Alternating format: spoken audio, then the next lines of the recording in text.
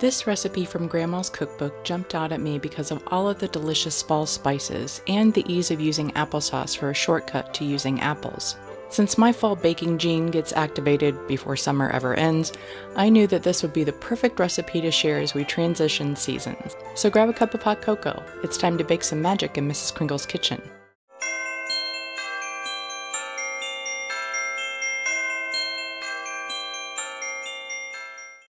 Preheat your oven to 350 degrees.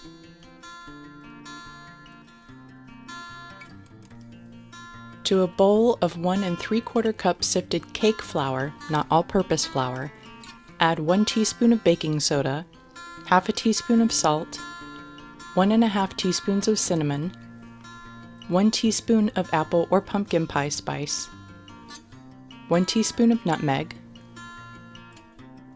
and 1/4 teaspoon of cloves.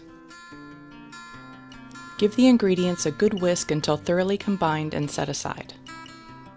To a large bowl or stand mixer, add half a cup of shortening and 1 cup of sugar. Cream together until fluffy, scraping down the sides of the bowl as you go.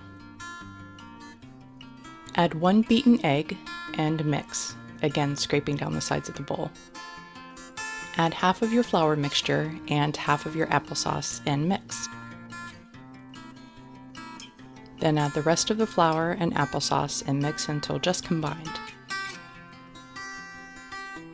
Butter or spray an 8x8 pan and bake for 40 to 45 minutes or until the center comes out toothpick clean.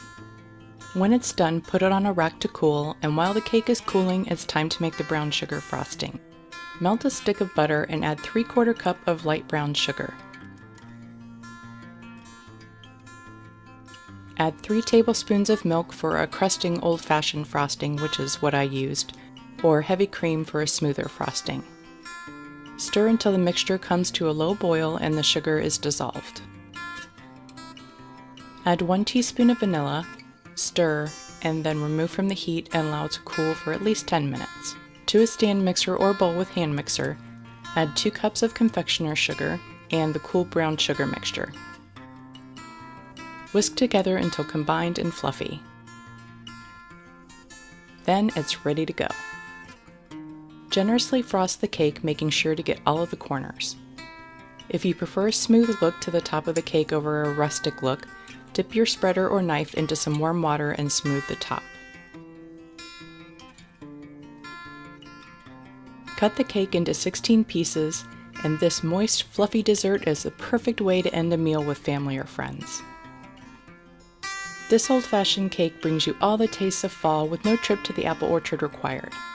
The brown sugar frosting is delicious enough on its own to be dangerous. It's no wonder this recipe has endured for so long and will surely be a classic to add to your recipe box. Thanks so much for watching another recipe from my grandma's cookbook. If you'd like to make a direct donation to the Alzheimer's Association, click the card above.